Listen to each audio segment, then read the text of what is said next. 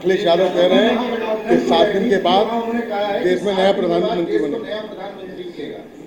नहीं, मुझे लगता है कि या यूपी में नया मुख्यमंत्री नहीं बनेगा तो दूसरा प्रधानमंत्री कैसा बनेगा। मतलब यूपी में आप लोग या बीजेपी को हरा नहीं सकते हैं तो देश का मतलब समाजवादी पार्टी बाहर कुछ है ही नहीं है।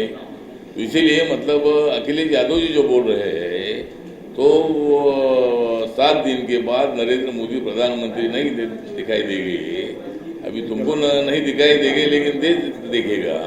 ममता बनर्जी और मायावती और अखिलेश यादव को प्रधानमंत्री नहीं दिखाई देंगे लेकिन पूरा देश नरेंद्र मोदी जी को प्रधानमंत्री के रूप में देखेगा। प्रधानमंत्री सो नहीं पा रहे हैं, घबरा गए हैं।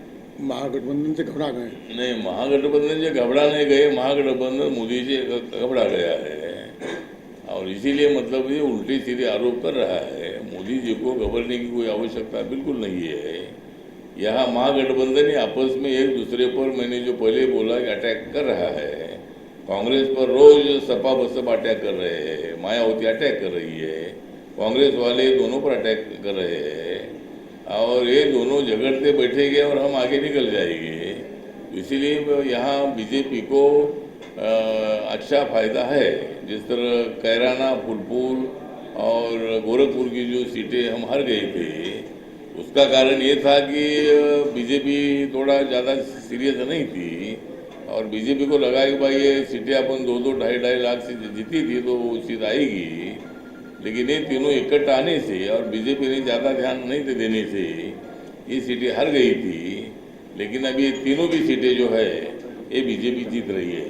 आप दलितों की बात करते हैं और सबसे शुभचिंतक तो मतलब जो अलवर में जो दलित महिला थी वो दलित महिला पर बलात्कार हुआ है और बलात्कार की घटनाएं देश भर में बढ़ती जा रही है, चाहे वो महिला दलित हो या नॉन दलित हो। लेकिन दलितों पर अत्याचार पूरे देश भर में बीच बीच में होते रहते हैं, लेकिन ऐसा नहीं होना चाहिए। दलितों को पूरी सुरक्षा मिलनी चाहिए और राजस्थान में जो भी मतलब अलवर में हुआ है इसका हम धिक्कार करते हैं और जो मतलब उसके जो गुनहगार है उनको जल्दी से जल्दी अरेस्ट वो लोग हो चुके हैं और उनको कठोर सजा, उनको फांसी की सज़ा मिलनी चाहिए, ऐसा हमारा मांग है। और दलित और सवर्ण को जोड़ने की बात बाबा साहब ने बताई है। बाबा साहब अम्बेडकर जी चाहते थे कि समाज में समानता होनी चाहिए और हमेशा का झगड़ा खत्म होना चाहिए।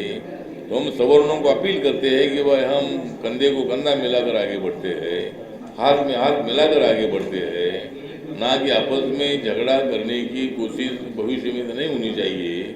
उसके लिए तो दलित जो लोग हैं ये आपके साथ दोस्ती करने के लिए तैयार है और अत्याचार नहीं हो उसके लिए राज्य सरकारों ने कोशिश करनी चाहिए और दलितों को पूरा प्रोटेक्शन देना चाहिए।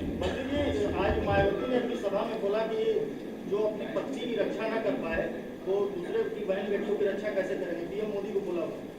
क्या जो अपनी पत्नी की रक्षा न कर पाए वो दूसरे की बहन बेटी की रक्षा कैसे करें? सभा में कहा है कि जो अपनी पत्नी की रक्षा नहीं कर सकता वो दूसरे की। मुझे लगता है कि सब व्यक्तिगत बातें जो है मतलब उनके पत्नी की मोदी साहब की कोई कंप्लेंट नहीं है। वो टीचर रही है, वो उनका काम करती थी, ये फुल टाइमर काम करते थे, ये मिशन का काम करते थे, देश का काम करते थे, वो बच्चों को पढ़ाने का काम करती थी। तो मतलब उनकी रक्षा करने का मतलब नहीं, उनकी कोई बिल्कुल कंप्लेंट नहीं है। लेकिन मायावती को उनके पत्नी की चिंता करने की जरूरी नहीं है।